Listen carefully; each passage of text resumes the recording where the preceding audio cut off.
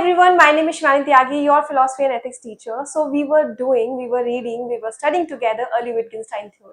So with Wittgenstein, we learned that how he wanted to create a language which was actually like in reality. So he wanted to create words, he wanted to create sentences which are actual, which could be proved by facts, which could be proven by logic. And he also said that language is something which should be more like atomic. And he gave 7 proposition to that, right?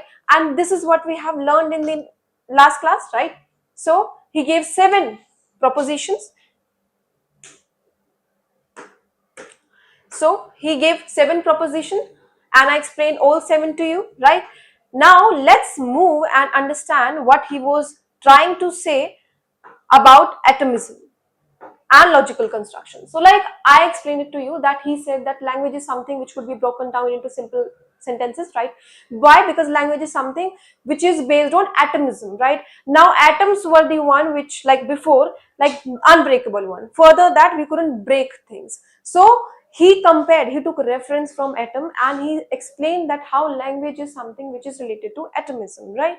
So in logical construction, we understood that how he explained that simple sentences, right? Simple statements. Suppose there is a cat on the mat, right? So this is a sentence, cat on the mat, right? So this is a sentence which cannot be broken further, right? We cannot break this further, right? But you can make one more sentence by logical constructor.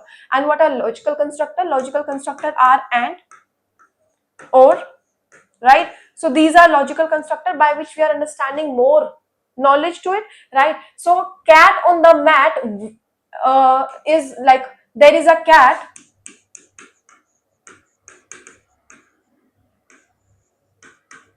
on the mat and cat is of white color, right? So we have 2 information to it. First information is that cat is sitting on the mat, right? And another information is that color of the cat is white. So right, so we have these 2 information.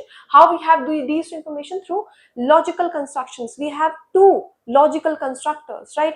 And these complex statements. Now this is complex statement. Why? Because simple statement is which cannot be broken further, right? Something which is like atoms, like, so this is why he took a reference of atoms. And by building all these together, all atomic facts together, simple statements together, we combine it with complex statements, right? Then he says logic shows relationship between facts and does not create new facts. So connect simple statement to form meaningful and complex propositions. So basically he says that all the complex statements, right, when we are combining all the simple facts, all the simple statements, we are not getting new information. There was the information that was present in the sentences only, right? I hope that logical construction is clear to you. Now I want definition from you and you have to write definition of logical constructor and an example. I gave you example of cat on the mat. You have to write another example and I will be waiting for you in the comment section. Now incomplete symbols. So he explains that incomplete symbols are logical constructor that we were talking about. Logical constructors like and and or that I gave you example with, right? So he says that these are the one who are giving us and or, right? So these are the one who are making us understand the complex statements. Now names are complete symbols. President of India, Prime Minister of India, right? So these are actually referring to a person, right? If there is a name, a person who is watching me, your name is Subhanshi, your name is Avantika, your name is Shubham, your name is Kashish. So your name, right? These are complete symbols. They refer to object, right? They are telling something story behind it, right? So these are complete statements. Incomplete statements are logical constructors. All logical constructors, or, and, not. So these statements which are not useful and only useful when we are combining them together with a sentence, then this is what? This is incomplete symbols. And how they work? The meaning arises in context of a proposition, right? So complex statement, it is raining and it is cold. Now what is logical constructor? It is and is a logical constructor. After understanding these 2 statements together, these 2 simple statements together, we are understanding the complex statements and is the word which is a logical constructor over here. And according to him, logical constructor is what? incomplete symbol theory, right? Now let's understand picture theory of meaning. I explained it to you that picture are like reality, right? If you are seeing someone, you seeing your friends in picture, then you can recognize them. Why? Because in picture their features are exactly like they are in reality, right?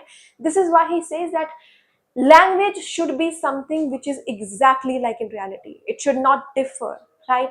So this is what he says, that language picture facts, not things directly. Example, the red ball is on the table, right? So in this statement, doesn't matter what you are saying, in that particular statement truth should be there, right?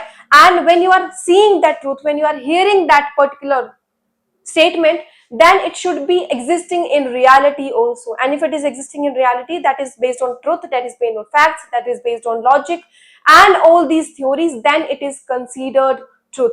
Now meaning comes from correspondence. Meaning arises when a sentence maps to reality. Like I says that if you are seeing a picture, then you can see the reality, then you can see the truth, then you can see the logic behind it, and then you can verify it and understand that it is right or not, right? So nonsensical statements which are not making any sensible things, right, which cannot be proven, right, which could not be understood, and in reality they have like no meaning to it, right? So those are nonsensical, then cannot correspond to reality, those are furious. So by now we understood that what picture of reality is, what picture of theory of meaning is, right? And now understand saying versus showing. So he gave another theory, another keyword to understand. And all my philosophy students, make sure that all these keywords that I'm coming up with, make sure that you are writing it somewhere, because they are very important. Make subpoints of it and write answers in front of it, right? So all these keywords are given by the philosophers. So make sure that you are mentioning it with headings, with subheadings, and if you can make table and diagrams to it, then that's a plus point. You'll get marks for it for sure. And make sure that you are practicing enough, you are writing your answers enough. That time limit, like I mentioned, that it takes hardly like 5 to 6 minutes. If you are practicing enough, if your speed is good, then it takes around 6 minutes, right? But if you are writing more good, you are practicing more and more, right? So it will take you 5 minutes. Like that 1 to 2 minutes is going to be saved, because there are questions which are being repeated like every year, right? So this is what we have to understand, that speed is important, my ppts, my keywords are important, my classes are important, discussion is important. So make sure that you are attending each and every one. Now let's understand what he was saying about saying and showing, right? So he was saying that saying is something which is expressible in words. If you can express it, right, if you can clearly state it and then verify it, it is saying. Like for example, that you can see me, right? This could be verified by other person, this could be verified by like whole group, right? Why? Because they can also see me, right? With senses it could be proven, right? So there is factual, there is logical, and there is like proven points into it, right? So this is what according to him saying. Now what is showing? Showing is something which cannot be like said, and it cannot be expressed properly. So there are examples like emotions, metaethics, aesthetics, right, experiences. So these are the things which we cannot, right, say. So these are the things which you can only be expressed by like doing your actions or like by feeling it.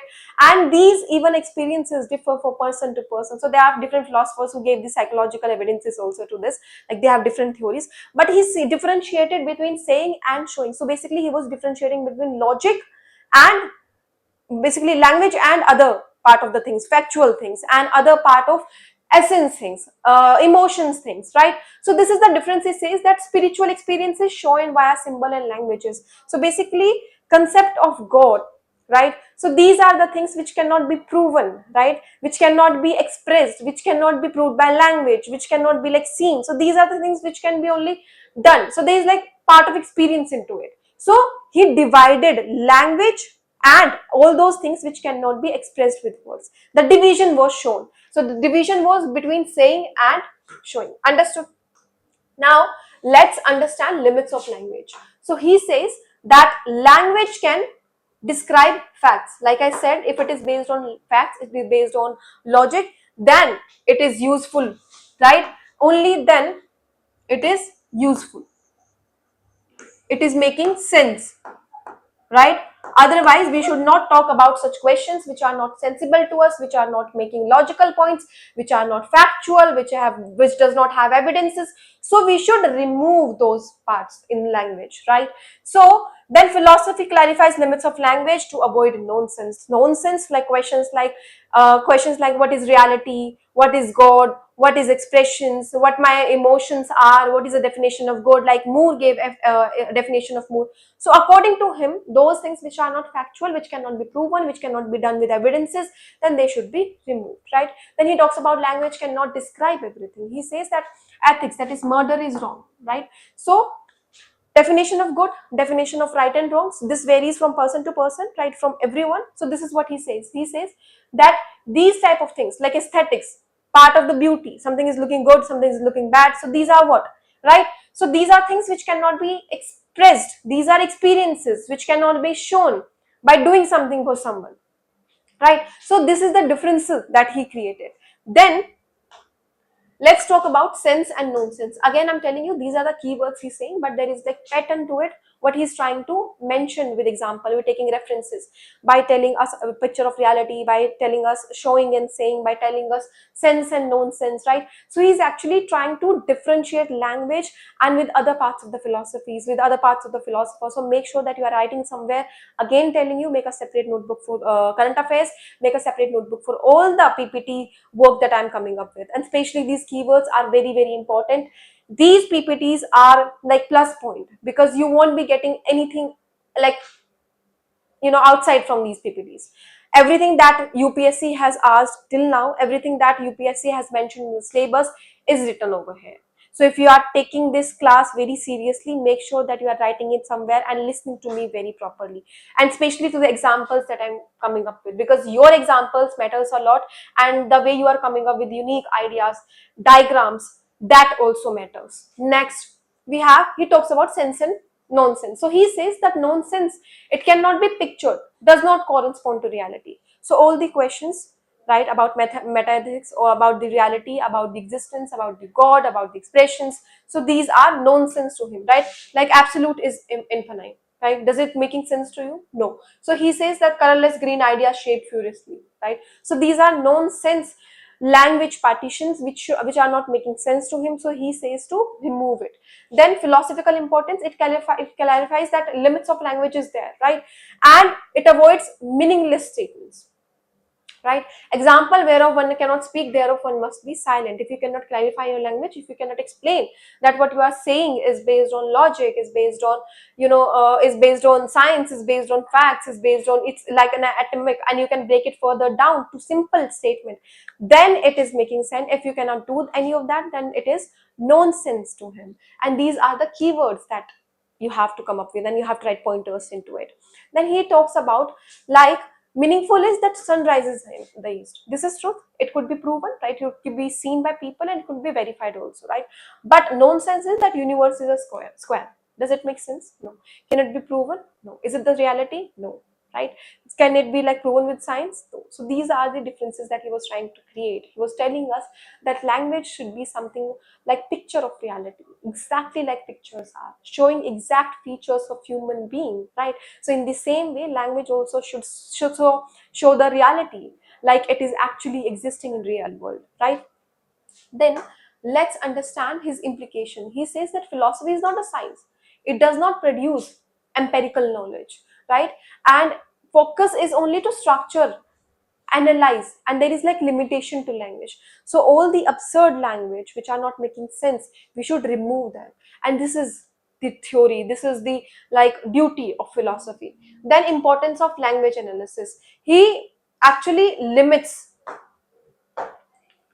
he actually limits the language, and his later in Wittgenstein theory will try to understand how he is limiting his theory, how he is telling us that how there is like not very more evidences, and in daily life how we can use this language. So whatever he said over here, whatever examples he gave, whatever theory he gave, he kind of like diminishes it, right? Later on, like he's the only philosopher who actually writes his whole theory and then after that diminishes it, right? He denies it, right? Then task of philosophy, he says that it removes confusion arising from like misuse of language, like he created divisions, he gave come with guidelines. So he says this is the duty of philosophy, to remove all the absurd ideas and that language and make a theory make our language which is exactly like it should be, right, is exactly like it is in reality, right. And then it talks about philosophy clarifies limits of language is to avoid nonsense. As I said, philosophy theory is to remove the like nonsense part and to come with a generating idea which is actually telling us that what reality is, what language is, and you can combine like one coin with different faces, right, but they're part of one coin, right. So this is how reality and language should be. Now, let's understand criticism he get. So he was criticized because his theory was too rigid, not able to change. He actually like removed emotions, the important part of human understanding, right? Emotions, and which are, he says that we should remove them because they are not making sense. So he was criticized for this, that these human bases, emotions, right, expressions, God, you are removing them. Metaethics, aesthetics, you are removing these part, right? So his philosophy was too rigid. So this is why he was rejected. Then neglect moral and religious aspect. Like I said to you, he is not defining good. He is not defining what is right and what is wrong. And he is actually neglecting those human values. On the basis of this, he was criticized. Then self-contradiction. Whatever he said in this early Wittgenstein theory, he, you know, removes it in later Wittgenstein theories, right? He himself says that whatever I said was not making sense. Basically, language should be understood like we are understanding it in daily life, right? So then, philosophical implication. He says that value for language and logic is, but scope is very limited. He says that philosophy is not something that you are like minimizing it with, that this is the like theory or that only philosophy can do. These are like part of the theories that only philosophy have to solve. This is not how philosophy works.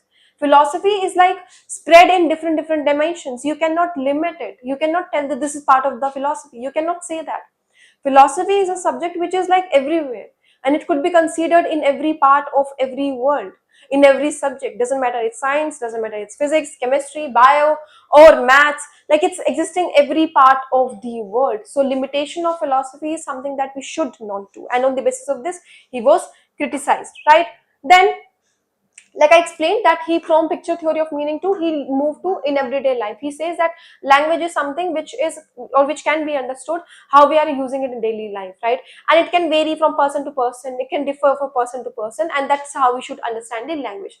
Then meaning depends on usage and context and language games. So he gave reference to games, like every game have different rules. In the same way, language also have different rules, and he gives examples to it.